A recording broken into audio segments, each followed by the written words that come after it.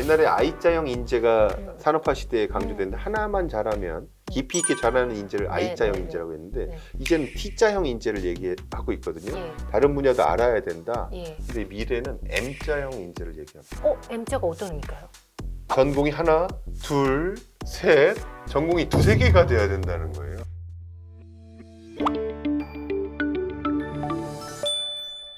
예. 챗GPT의 주인이 되는 역량을 6가지로 우리가 정리해 볼 수가 있겠습니다. 챗GPT의 특징, 또 생성형 AI 특징을 고려해 본다면 사실은 이걸 잘 활용하려면 질문도 잘해야 되고 네. 내용을 재구성해서 나의 것으로 만들 수 있어야 되고 네. 또 이걸 가지고 본인이 발표해서 이해한 걸 바탕으로 발표하고 대화를 나눌 수 있는 정도가 돼야만 네네. 챗GPT의 주인이 되는 거예요. 네네. 그냥 거기 있는 내용이 아무리 답이 좋아도 본인이 이해도 못하고 내게 아니면 네, 소용이 없죠. 설명도 할 수 없으면 자기 지식이 아닙니다. 그냥 백과사전을 들고 있는 거죠. 챗GPT의 주인이 되려면 제가 6가지 네. 이 역량이 중요하다고 생각하는데 네. 첫 번째가 따라해 보겠습니다. 네. 개념적 지식. 개념적 지식, 그게 첫 번째 중요하고요. 네네. 두 번째는 커뮤니케이션 역량. 커뮤니케이션 역량, 네. 세 번째는 문제 해결력. 문제 해결력, 네. 네 번째는 창의성. 창의성, 다섯 번째는 디지털 리터러시. 디지털 리터러시, 여섯 번째는 자기주도 학습 역량. 자기주도 학습 역량, 이 6가지가 바탕이 돼야지 챗GPT를 잘 활용할 수 있다. 주인이 될 수 있다. 주인이 될 수 있다. 그 중에 제일이 바로 지식 구조입니다. 지식 구조요. 네. 일본 개념적 지식이요. 네. 오. 개념적 지식이 왜 중요하냐면 본인이 한 분야의 컨텐츠의 전문가가 아니면 사실상 GPT에 종속되게 돼 있어요. 제가 교육 분야에서는 그렇죠. 챗GPT보다 제가 한 수 위라고 저는 생각해서 얘가 틀린 말 하면 제가 금방 집어낼 수 네네. 있거든요. 네. 그런데 만약에 생물학 분야를 제가 물어본다면 얘가 말하는 게 사실인지 아닌지를 판단할 모르죠. 수가 없어요. 맞아요. 네. 그럼 그 분야에 모르죠. 대해서는 얘를 잘 쓸 수가 없는 겁니다. 종속되는 거죠. 그러기 위해서는 사실 이제 독서, 학습 이런 네네. 게 훨씬 더 중요하고요. 근데 또 많은 부모님들이 또 이런 생각도 하거든요. 요즘에 지식은 AI나 다른 게 더 알려주니까 다른 분야로 지식의 중요성에 대해서 생각을 많이 못 하는데 오히려 반대네요. 이 맞습니다. 지식을 정확히 내가 알고 있어야 더 잘 활용할 수 있는 거네요. 제가 재밌는 개념을 하나 말씀드리면 네네. 우리가 이 챗GPT뿐만 아니라 생성형 AI에서 요구사항을 넣는 요 입력창을 뭐라고 하죠? 프롬프트라고 하죠. 네네. 프롬프트에다가 질문을 쓰거나 지시문을 쓰는 걸 프롬프트 엔지니어링이라고 합니다. 프롬프트 엔지니어링을 하는 사람을 프롬프트 엔지니어라고 표현해요. 네네. 최근에 언론 기사를 보니까 프롬프트 엔지니어의 연봉이 미국에서 네. 3억이라는 거예요. 지금부터 해야 되나요? 그래서 프롬프트 엔지니어가 미래 직업으로 막 뜨고 있다고 하는데 놀라운 사실은 프롬프트 엔지니어는 무슨 전문가냐 하면 내용 전문가입니다. 내용 전문가. 컨텐츠 전문가가 프롬프트 엔지니어가 되는 거예요. 예를 들면 네네네.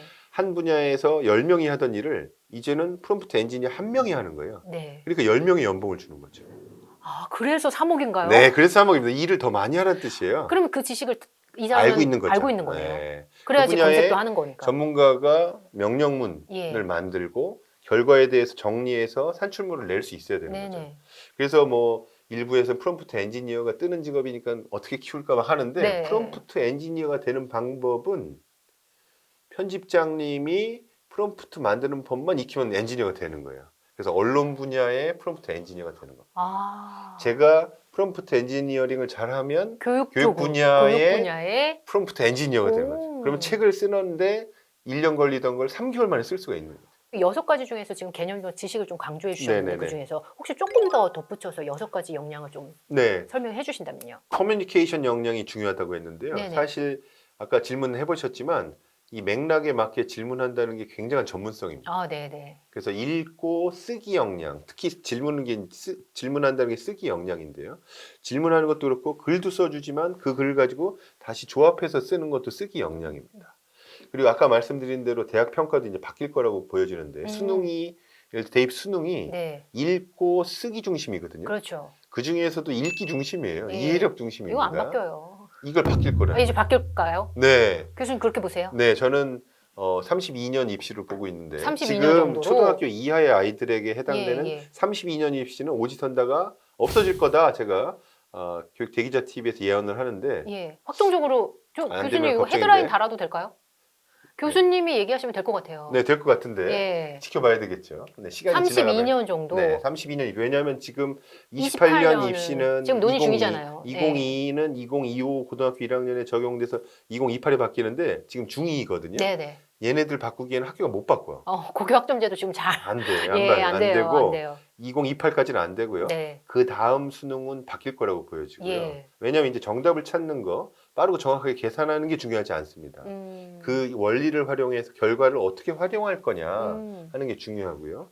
또 가능하다고 본다면 이제 수능이 사실은 이제 그 정답 맞추기 오지선다에서 서술형으로 가자고 하는데 저는 한 단계 더 나아가서 서술 기반으로 말하기 평가까지도 가능하다라고 생각이 됩니다. 말하기 평가도요? 네, 그래서 의사소통 역량을 제가 강조하는 이유는 네. 이제는 말을 잘해야 돼요. 제가 요즘 태어났으면 더 잘 됐을 텐데 말을 잘해가지고. 네, 그러니까요. 그래서 이 말을 잘하는 대신 역량이 자주 모실게요, 저희가. 알겠습니다. 말을 잘하는 역량이 중요하죠. 중요하다. 근데 이걸 테스트하기가 이제는 테스트를 AI가 해줄 수도 있다라는 겁니다. 교수님 면접도 AI가 요즘 많이 요즘 면접 하잖아요. AI가 하는데 예. 그걸 많이는 쓰지 않고 있는 이유가 아주 고도화되어 있지는 않아요. 내용 분석을 잘 못하거든요.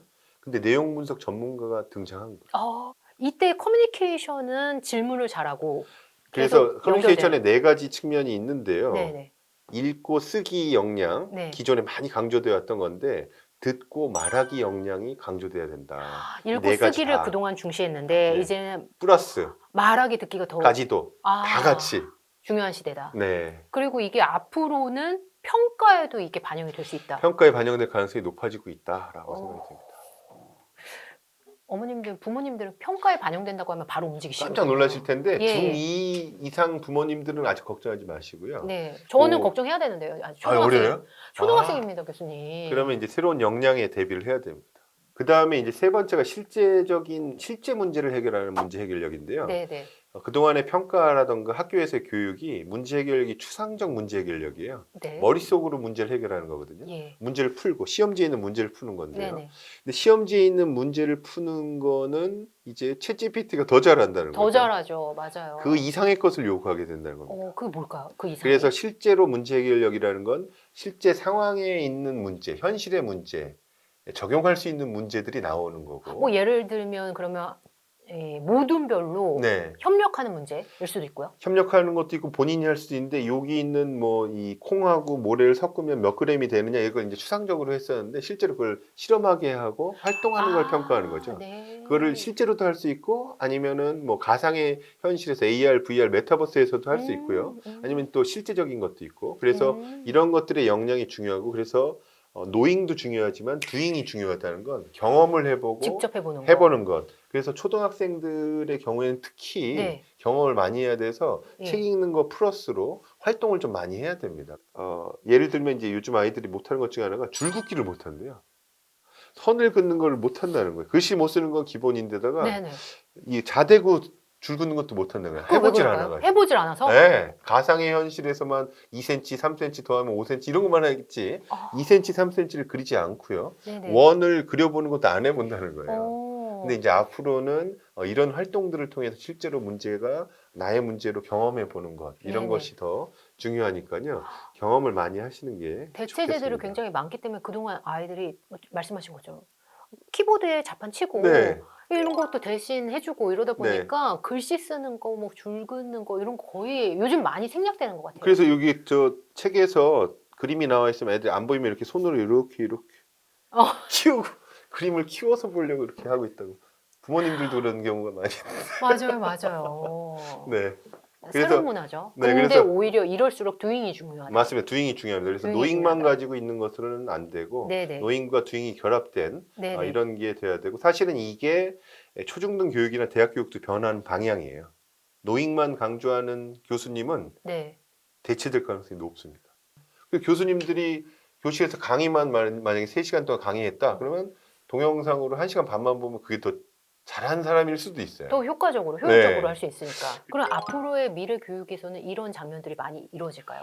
지금도 많이 변화가 플립러닝 대학은 형식으로. 있고요. 네. 플립러닝을 많이 하고 있고 초중등 교육은 평가 때문에 그렇게 안 되고 있는데 음, 일부는 하고 있지만 사실은 뭐 그렇게까지 파급력가 맞아요. 크지 않습니다. 네네네. 근데 앞으로의 평가가 정말 활동 중심으로 평가가 이루어지면 정말 수행 평가가 진정으로 이루어질 수가 있는. 창의성은 기본적으로 인간과 컴퓨터를 좀 구분할 수 있는 인간만의 고유 역량이라고 이제 볼 수가 있겠습니다. 왜냐하면 컴퓨터가 잘하는 게 있고 또 인간이 잘하는 게 있는데요. 컴퓨터가 잘할 수 있지만 시키지 말아야 될 게 창의성이에요. 잘할 수도 있을 것 같은데 아, 네. 그렇지만 근데 거기까지 위험할 것 같아요. 위험해요. 너무 머리를 네. 쓰면. 예. 그리고 인간에게 위해가 되는 창의성을 발휘할 수도 있어요. 그래서 창의성은 인간 고유의 영역으로 좀 두었으면 네네. 좋겠고요. 네. 이런 창의성을 잘 발휘할 수 있는 아이가 돼야 되고 결과적으로 이 창의성은 또다시 독서인데 독서를 통해서 경험을 통해서만 가능하다. 그럼 독서와 경험은 어느 시대에 막론하고 가장 네. 중요한 포인트인 것 같다. 맞습니다. 네, 이게 더욱더 강조돼야 된다. 디지털 리터러시와 자기주도 학습 역량이 5번째, 6번째인데 디지털 리터러시는 이런 거예요. 물결이 지금 막 파고가 오고 있는데 네. 이 거대한 물결을 가만히 있으면 물에 잠겨버리잖아요. 네. 근데 디지털 리터러시는 새로운 기술 변화에 빨리 적응해서 물결을 타고 넘어가는 겁니다. 교수님 그걸 어떻게 네. 할 수 있을까요? 학생이라면 부모님이 어떻게 도와주면 이 물결을 탈 수 있을까요? 그래서 중요한 건 이 챗GPT, 생성형 AI와 관련해서 부모님들도 익혀야 돼요.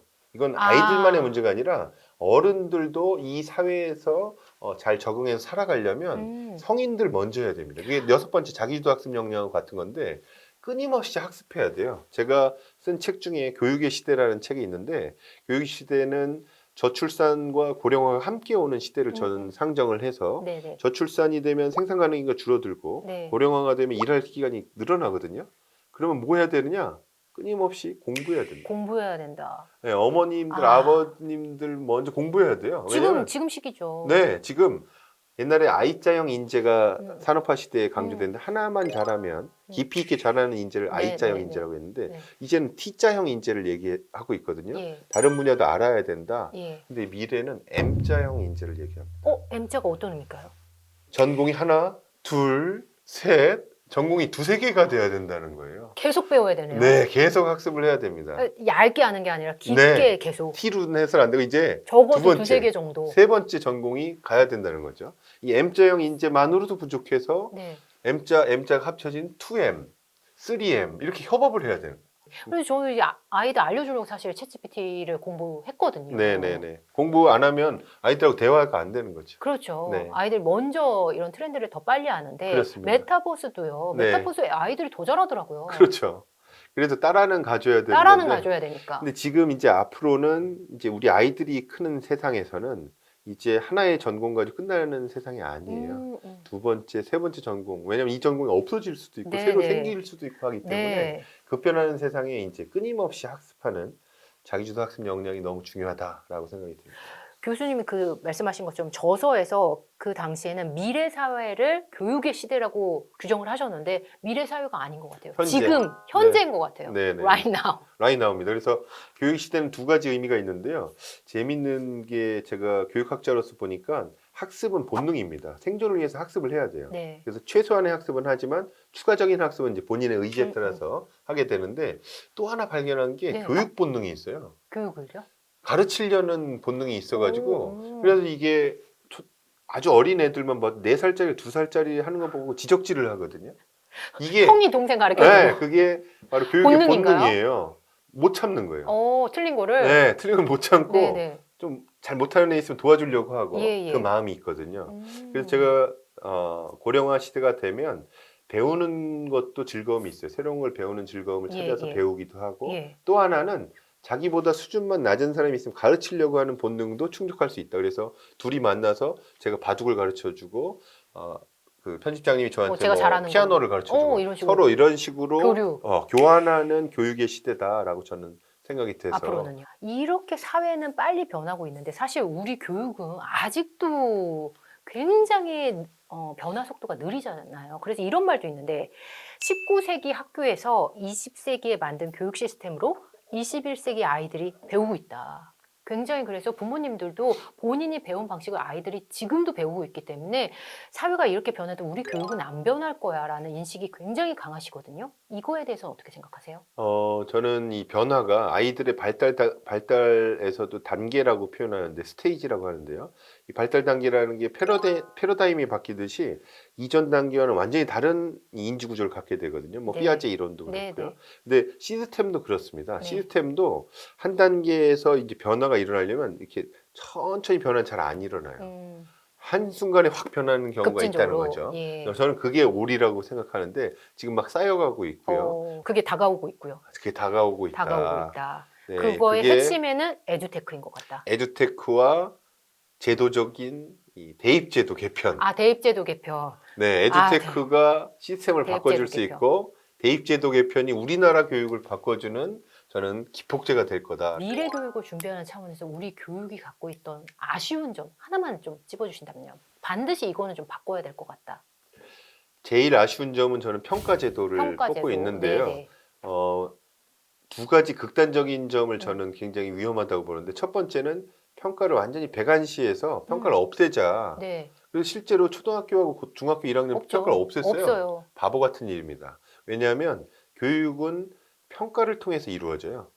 왜냐하면 이 학생이 제대로 이해하고 있는지 학습이 제대로 됐는지를 평가해 줌으로써 네. 다음 단계로 나가거나 아니면 다시 돌아와서 더 학습을 하거나 네네. 이걸 해줘야 되는 거거든요. 그래서 안 되니까 학원 가잖아요. 학원에서 그래서 평가가 학원에서 있으니까. 체크를 하잖아요. 맞습니다. 네, 그래서 이게 완전히 없애는 건 안 되고요. 그 반면에 평가로 인해서 평생의 멍해가 돼서도 안 돼요. 그 지금은 둘 다 있어요. 둘 다죠. 중학교 1학년까지는 없고 없고. 중학교 2학년부터는 평생의 본인의 낙인이 되는 거죠. 저는 둘 다 잘못됐다고 네. 생각하고요. 평가라는 것은 교육을 위한 평가가 되어야 되거든요. 학생 개인을 위해서 평가해주고 진단해주고 또 학습이 잘 됐는지를 또 봐주고 체크해주고. 네, 이런 역할의 평가로 전환돼야만 교육이 바뀐다. 아인슈타인이 이런 말을 했는데 모든 아이들은 천재다. 네. 모든 아이들은 천재인데 네. 만약에 물고기한테 나무에 오르라고 하면 예. 지금 평가 방식이 하나니까. 네, 정해져 있는 자기랑 상관없이 소질하고 상관없이 물고기한테 나무에 오르라고 하면 물고기가 낙제를 받겠죠. 그렇죠. 그리고 물고기는 평생 자기는 바보로 알고 살아간다는 거예요. 네, 맞습니다. 이 물고기는 물속으로 보내줘라. 이게 아인슈타인이 한 말인데요. 교수님, 미국의 근데 학교제도. 지금 한 몇십 년 동안 안 바뀌잖아요. 100년이 넘었어요. 예. 왜 안 바뀌었냐면 바꾸기가 어려웠기 때문에 그런데 네네. 개별화 학습이 어려웠기 때문에 그렇습니다. 근데 그걸 이제 시도를 이제 미국에서도 칸랩 스쿨이라는 예를 들어서 칸랩 스쿨은 무학년제로 하고 있습니다. 네. 학생들이 자기의 그 소질에 따라서 과목도 설정하고 교육과정을 운영해주고 있어요. 네. 제가 고교 학점제가 더 발전된 단계로는 개인별 교육과정이라고 저는 얘기하는데 나만의 교육과정을 만들 수 있는 거죠. 네. 근데 지금 그건 아시다시피 고교 학점제도 안 힘들어하잖아요. 지금 되게 힘들어하고 있거든요. 선생님이 부족하고 뭐 교과 교실도 네. 없는데 이게 이제 가능한 때가 온다. 그게 에듀테크가 도와줄 거다. 네, 오늘 정재윤 교수님의 말씀이 미래 교육을 놓고 고민하는 많은 분들께 귀한 조언으로 다가갔을 것 같습니다. 장시간 함께해 주셔서 감사합니다.